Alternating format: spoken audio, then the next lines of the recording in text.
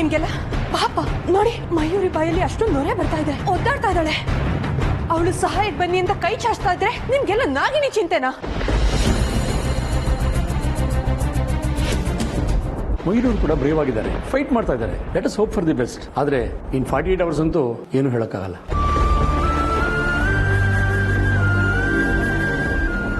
ನಾಗಮಣಿ ವಿಚಾರದಲ್ಲಿ ನನಗೂ ಗೊತ್ತಿಲ್ಲದಿರೋ ಹಾಗೆ ತುಂಬಾ ಮುಂದುವರೆದು ಹೋಗ್ಬಿಟ್ಟಿದ್ದೀನಿ ನಾನು. ಈಗ ಇಟ್ಟಿರೋ ಹೆಜ್ಜೆನ ಹಿಂದೆ ಇಡೋದಕ್ಕೆ ಸಾಧ್ಯ ಇಲ್ಲ.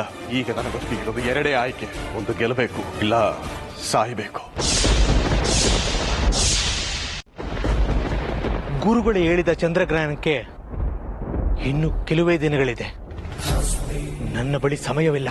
ಅಷ್ಟರೊಳಗೆ ಆ ನಾಗಿಣಿನ ಪತ್ತೆ ಹಚ್ಚಲೇಬೇಕು.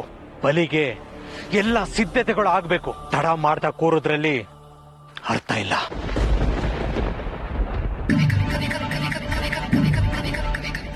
ಜೈ ಕಾಳಿ ಬಾಬಾ. ನಮಸ್ಕಾರ ಗುರುಗಳೇ. ಗೋರ, ಏನಾಗ್ತಾ ಇದೆ? ನಿನ್ನ ಹೋರಾಟ ಯಾವ ಹಂತದಲ್ಲಿದೆ? ಹೋರಾಟ ಶುರುವಾಗ್ತಾ ಇದೆ ಗುರುಗಳೇ. ನಾಗಿಣಿಯನ್ನು ಹುಡ್ಕೋ ಮಹತ್ತರವಾದ ಕೆಲಸಕ್ಕೆ ಹೊರಟಿದ್ದೀನಿ. ಅಂದುಕೊಂಡಿದ್ದ ಕೆಲಸ ಯಶಸ್ವಿ ಆಗ್ಲಿ ಅಂತ ನಿಮ್ಮ ಶಿಷ್ಯನನ್ನು ಹಾರೈಸಿ, ವಿಜಯಲಕ್ಷ್ಮಿ ನನ್ನ ಪಾಲಿಗಿರ್ಲಿ ಅಂತ ಆಶೀರ್ವಾದ ಮಾಡಿ ಗುರುಗಳೇ. ಯಶಸ್ಸು ನಿಂಗೆ ಸಿಗಲಿ ಘೋರ, ಆದರೆ ನೆನಪಿರ್ಲಿ, ನೀನು ಯುದ್ಧಕ್ಕೆ ಹೊರಟಿರೋದು ಯಾರೋ ಸಾಮಾನ್ಯರ ಮೇಲಲ್ಲ, ಸಾಕ್ಷಾತ್ ನಾಗರಾಜ ನಾಗರಾಣಿಯ ಮಗಳಾದ ನಾಗಿಣಿಯ ಮೇಲೆ. ಅದು ಅಂತಿಂತ ಯುದ್ಧವಲ್ಲ, ಈ ಪ್ರಪಂಚ ಹಿಂದೆಂದು ಕೇಳದ, ಮುಂದು ಕೇಳದ ಮಹಾಯುದ್ಧವಾಗಲಿದ್ದೆ. ನಾಗಶಕ್ತಿ ಮತ್ತು ಮಂತ್ರಶಕ್ತಿಗಳ ನಡುವಿನ ಮಹಾ ಸಂಗ್ರಾಮ ಅದು.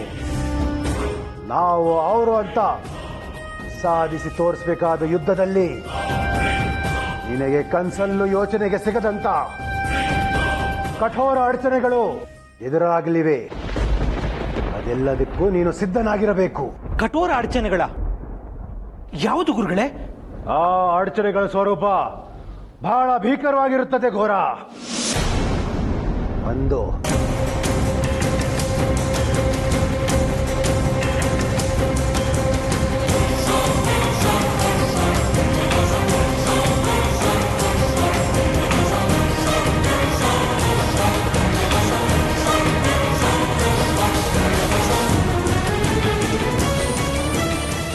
ಐದು,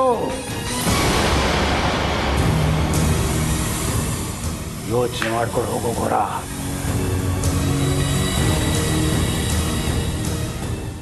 ಆಯ್ತು ಗುರುಗಳೇ.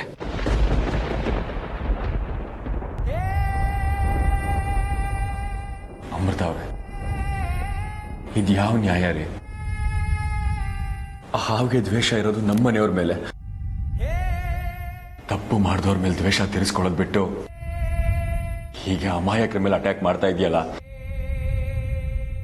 ಇದ್ಯಾವ ನ್ಯಾಯ? ದ್ವೇಷಕ್ಕೆ ನಿಂತಾಗ ನ್ಯಾಯ ಅನ್ಯಾಯದ ಪ್ರಶ್ನೆನೇ ಉದ್ಭವ ಆಗಲ್ಲ ಅರ್ಚನಾ ಅವರೇ. ದ್ವೇಷದ ಸ್ವರೂಪನೇ ಅಂತದ್ದು. ದ್ವೇಷಕ್ಕೆ ವಿವೇಕ ಇರಲ್ಲ. ಅಲ್ಲೇನಿದ್ರು ಆವೇಶ ಅಷ್ಟೇ. ಆದ್ರೆ ಯಾರ್ದೋ ಆವೇಶಕ್ಕೆ ನಮ್ಮ ಮಯೂರಿ ಬಲಿಯಾದ್ಲಲ್ಲ, ಇದು ಸರಿ ಇಲ್ಲ ರೀ. ಅವತ್ತು ರಾತ್ರಿ ಅವಳು ಸಿಕ್ಕು ಬಿದ್ದಾಗ ಗುಂಡು ಅವಳಿಗೆ ತಾಗಿ ಸೀಳ್ ಹೋಗ್ಬೇಕಾಗಿತ್ತು ಅವಳು.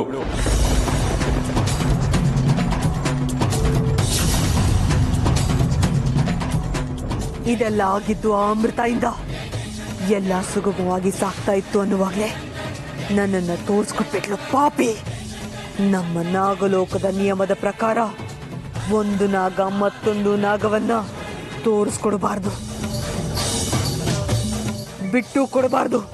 ಅದು ಮನುಷ್ಯರ ಎದುರು ಅನ್ನೋ ನಿಯಮಗಳನ್ನ ಗಾಳಿಗೆ ತೋರಿ ತನ್ನ ಸ್ವಾರ್ಥನ ಸಾಧಿಸ್ಕೊಂಡ್ಬಿಟ್ಲು.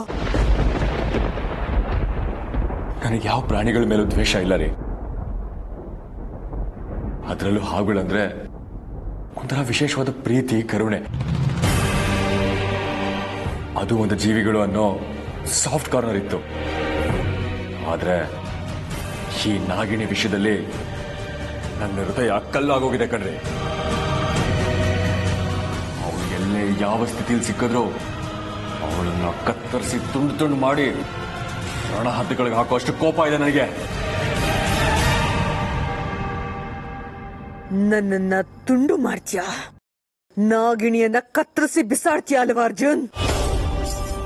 ಹಾಗಾದ್ರೆ ನಿನ್ನ ಪಕ್ಕದಲ್ಲೇ ಇರೋ ನಾಗಿಣಿನ ನಾನು ತೋರಿಸ್ಕೊಡ್ತೀನಿ.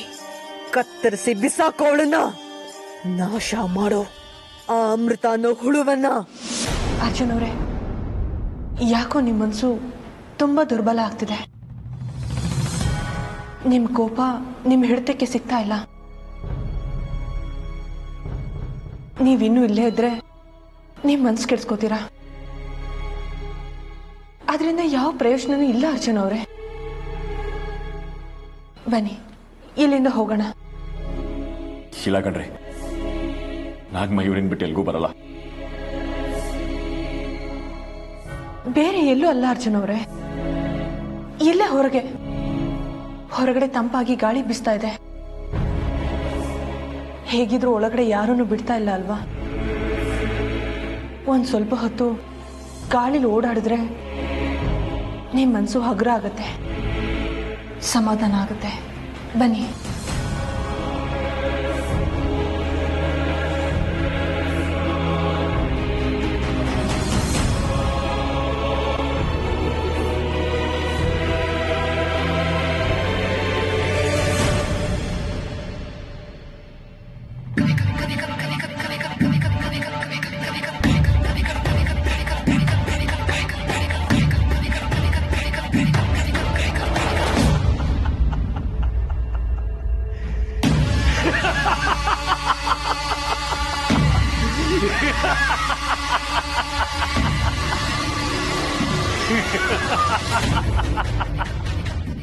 ಏ ನಾಗಿಣಿ, 11 ವರ್ಷಗಳಾಯ್ತು ನನ್ನ ನಿನ್ನ ಮುಖಾಮುಖಿಯಾಗಿ. ಆವತ್ತಿನ ನಿನ್ನ ರೂಪ ಈಗಲೂ ನನ್ನ ಕಣ್ಣಿಗೆ ಕಟ್ಟದಾಗಿದೆ.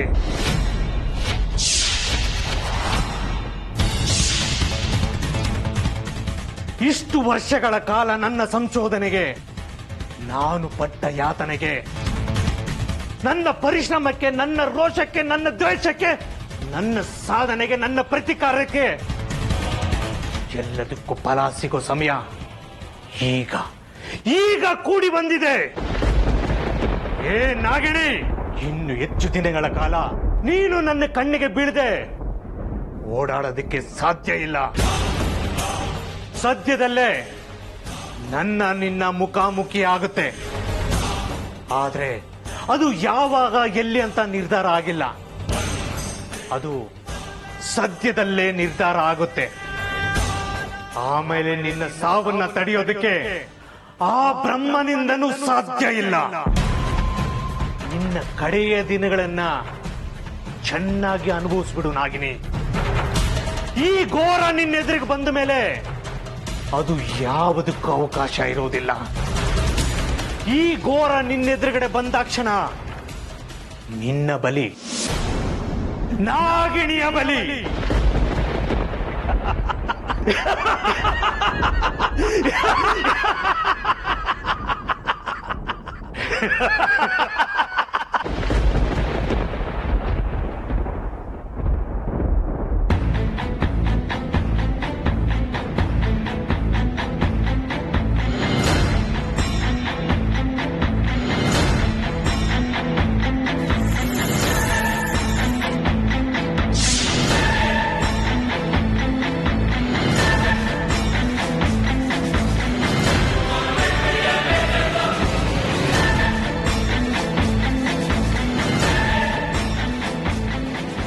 ಅಮೃತವ್ರೆ, ನನಗಂತೂ ಮೈಂಡ್ ಬ್ಲಾಕ್ ಆಗ್ತಾ ಇದೆ. ಡ್ರೈವ್ ಮಾಡೋದಕ್ಕೂ ಆಗ್ತಾ ಇಲ್ಲ. ತಲೆ ಎಲ್ಲ ಕೆಟ್ಟು ಹೋಗಿದೆ. ಮಯೂರಿಗೆ ಪ್ರಜ್ಞೆ ಬರೋವರೆಗೂ ನಾನಾಗಿರಲ್ಲ. ಏನ್ ಮಾಡ್ಲಿ ನಾನು? ಅರ್ಜುನ್ ಅವರೇ, ಮೊದಲು ನೀವು ಈ ಮನಸ್ಥಿತಿಯಿಂದ ಹೊರಗಡೆ ಬನ್ನಿ. ಆಗೋದು ಆಗೋಗಿದೆ. ಈಗ ಅದ್ರ ಬಗ್ಗೆ ನೀವು ಯೋಚನೆ ಮಾಡಿದ್ರೆ ಏನು ಪ್ರಯೋಜನ ಇಲ್ಲ. ಮುಂದೆ ಆಗೋದೆಲ್ಲ ಒಳ್ಳೇದಾಗ್ಲಿ ಅಂತ ಒಳ್ಳೆ ರೀತಿಯಲ್ಲಿ ಯೋಚನೆ ಮಾಡೋದು ಒಳ್ಳೇದಲ್ವಾ? ನಾನು ಅದೇ ಪ್ರಯತ್ನದಲ್ಲಿದ್ದೀನಿ ಅಮೃತ ಅವರೇ. ಯಾವ ಕ್ಷಣದಲ್ಲಿ ಮಯೂರಿಗೆ ಆ ನಾಗಿಣಿಯಿಂದ ಮತ್ತೆ ತೊಂದರೆ ಆಗುತ್ತೆ ಅನ್ನೋ ಭಯದಲ್ಲಿದ್ದೀನಿ ಅಮೃತ ಅವರೇ. ಫಸ್ಟ್ ಆಫ್ ಆಲ್ ಅವಳಿಗೆ ಈ ರೀತಿ ಆಗಿದೆ ಅನ್ನೋದನ್ನೇ ನನ್ನ ಕೈಲಿ ಅರಗಿಸ್ಕೊಳ್ಳೋದಕ್ಕಾಗ್ತಿಲ್ಲ ಅಮೃತ ಅವರೇ. ನಿಮಗೆ ಗೊತ್ತಾ, ನಾನು ಮಯೂರಿ ಚಿಕ್ಕ ವಯಸ್ಸಲ್ಲಿದ್ದಾಗ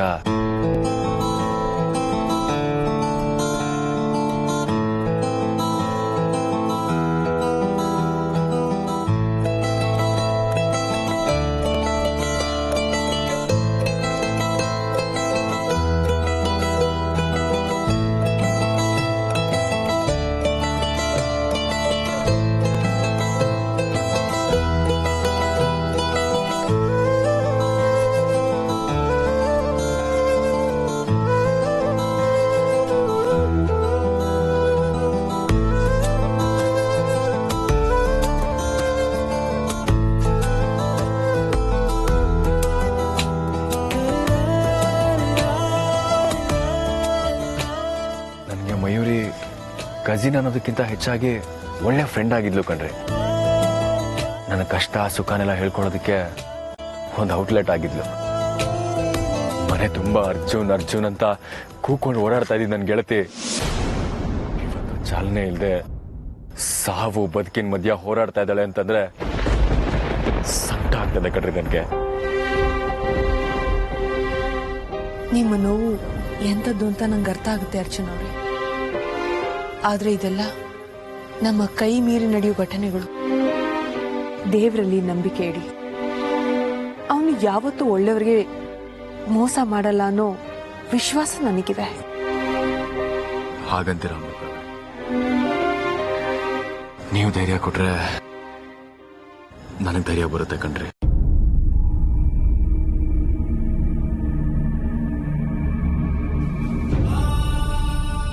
ಒಳ್ಳೆ ಮಾತುಗಳು, ಒಳ್ಳೆ ಯೋಚನೆಗಳು ಕೊಡೋ ಧೈರ್ಯದ ಮುಂದೆ ಎಂತ ಅಪಾಯ ಬಂದ್ರೂ ನಿಲ್ಲಲ್ಲ ಅಂತ ನನ್ನ ತಂದೆ ತಾಯಿ ಹೇಳ್ಕೊಟ್ಟಿದ್ದಾರೆ. ಆಪತ್ತಿನ ಕಾಲದಲ್ಲಿ ಆ ಭಗವಂತನ ಧ್ಯಾನ ಒಂದೇ ನಮ್ಮನ್ನ ಕೈ ಹಿಡಿಯೋ ಆಸರೆ. ನೀವು ಹಾಗೆ ಅನ್ಕೊಂಡು ಧೈರ್ಯ ತಂದ್ಕೊಳ್ಳಿ.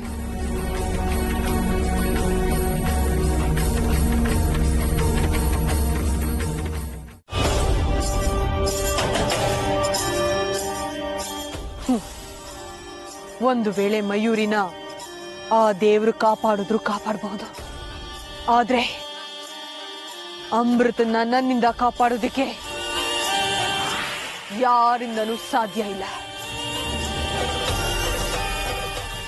ಯಾಕೆಂದ್ರೆ ಅವಳನ್ನ ಕಾಡೋದಿಕ್ಕೆ ನಿರ್ಧಾರ ಮಾಡಿರೋದು ಈ ಶೇಷ. ಅರ್ಜುನ್ ಕೈ ಹಿಡ್ಕೋತೀಯ ಅಲ್ವಾ ನೀನು? ನಿನ್ನ ಅಸಲಿ ಮುಖನ ನಾನಿವತ್ತು ಬಯಲ್ ಮಾಡ್ತೀನಿ. ಆಮೇಲೂ ನೀನು ಅದೇ ಕೈನ ಅದು ಹೇಗೆ ಹಿಡ್ಕೋತೀಯೋ ನಾನು ನೋಡ್ತೀನಿ.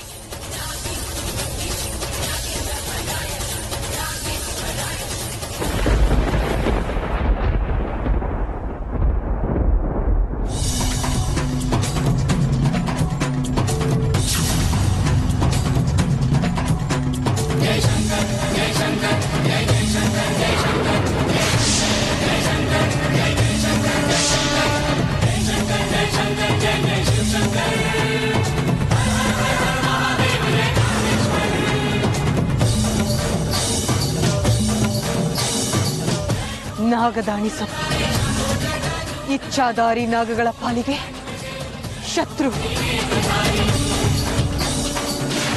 ಇದು ಇಚ್ಛಾದಾರಿ ನಾಗಗಳ ಮೈ ಸೋಕಿದ ತಕ್ಷಣ ಮನುಷ್ಯ ರೂಪ ಹೋಗಿ ನಾಗರೂಪ ಬಂದ್ಬಿಡುತ್ತೆ. ಇದೇ ಸರಿಯಾದ ಮಾರ್ಗ. ಅಮೃತಾಳ ಬಣ್ಣನ ಅರ್ಜುನ್ ಎದುರುಗಡೆ ಬಯಲು ಮಾಡೋದಿಕ್ಕೆ ಇದಕ್ಕಿಂತ ಬೇರೆ ದಾರಿ ಯಾವುದಿದೆ? ಅಮೃತ ಎಂತವಳು ಅನ್ನೋದು ಅರ್ಜುನ್ಗೆ ತಾನಾಗೆ ಗೊತ್ತಾಗುತ್ತೆ. ಆಗ ನಾನು ಅವಳನ್ನ ನಾಶ ಮಾಡೋದಿಕ್ಕೆ ಹೆಚ್ಚು ಪ್ರಯಾಸ ಮಾಡಬೇಕಾಗಿಲ್ಲ. ಆ ಕೆಲ್ಸನ ಅರ್ಜುನೇ ಮಾಡಿ ಮುಗಿಸ್ತಾನೆ. ಆದ್ರೆ ಇದನ್ನ ತಗೊಂಡು ಹೋಗೋದಿಗೆ ನಾನ್ ಮುಟ್ಟಿದ್ರೆ ನನಗೂ ಅಪಾಯನೇ. ಏನ್ ಮಾಡ್ಲಿ ಈಗ?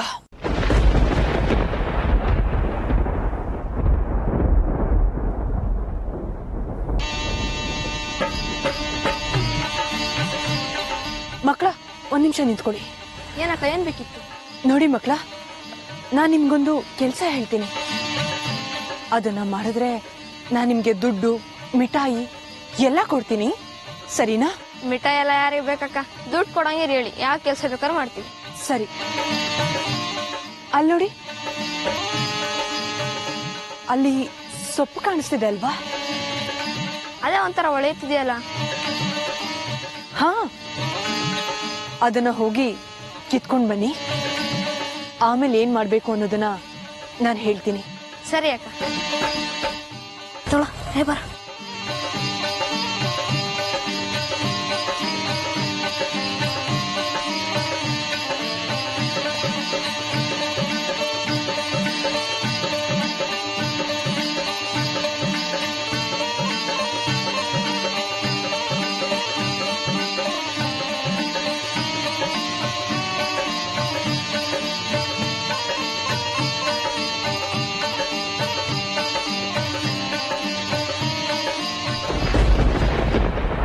ಅರ್ಜುನ್ ಅವರೇ, ನಾ ಹೊರಗಡೆ ಬಂದು ಸುಮಾರು ಹೊತ್ತಾಯ್ತು.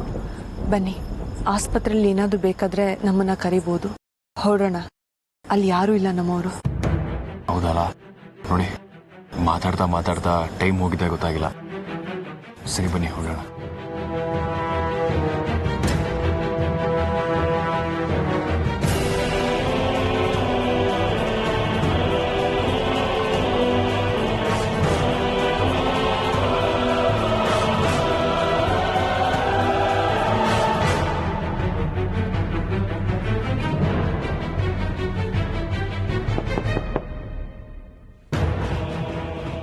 ಯಾರು ನೀವು?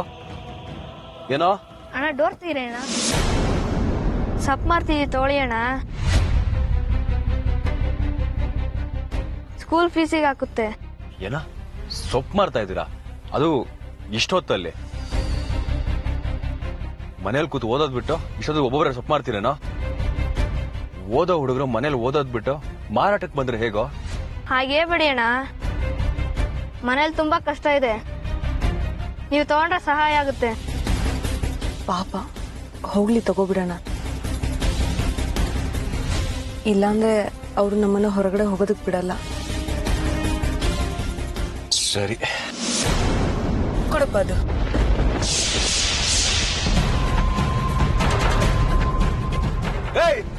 ಯಾವ ತರಲೆಗಳು ಇವರು? ಅರ್ಜುನ್ ಅವರೇ, ಆ ಹುಡುಗರು ಹೋದ್ರು, ಬಿಡಿ, ನಾ ಹೊರಡೋಣ, ನಡೀರಿ.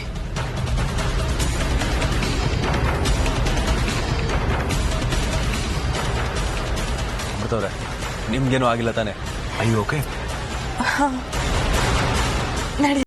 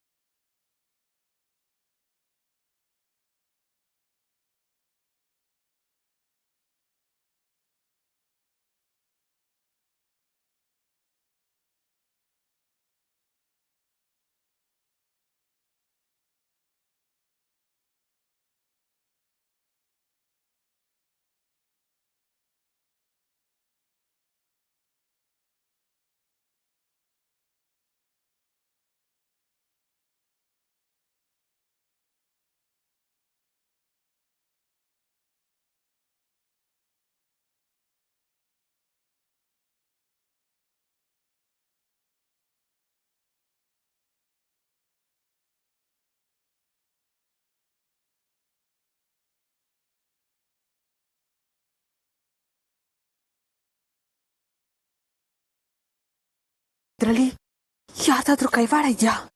ಆ ಶೇಷದು ಇನ್ನು ಸ್ವಲ್ಪ ಹೊತ್ತಿಗೆ ನನ್ನ ಅಸಲಿ ರೂಪ ಅರ್ಜುನ್ ಅವರಿಗೆ ಗೊತ್ತಾಗೋಗುತ್ತಲ್ಲ. ನಾನೇ ಮಯೂರಿನ ಕೊಲ್ಲೋದಕ್ಕೆ ಪ್ರಯತ್ನ ಪಟ್ಟ ನಾಗಿಣಿ ಅಂತ ತಪ್ಪು ತಿಳಿದು ಈಗಿರೋ ಕೋಪದಲ್ಲಿ ಅರ್ಜುನ್ ಅವರು ನನ್ನನ್ನು ಕೊಂದು ಹಾಕ್ತಾರೆ. ಈ ಪರಿಸ್ಥಿತಿಯಿಂದ ಹೇಗೆ ಹೊರಗಡೆ ಬರೋದು?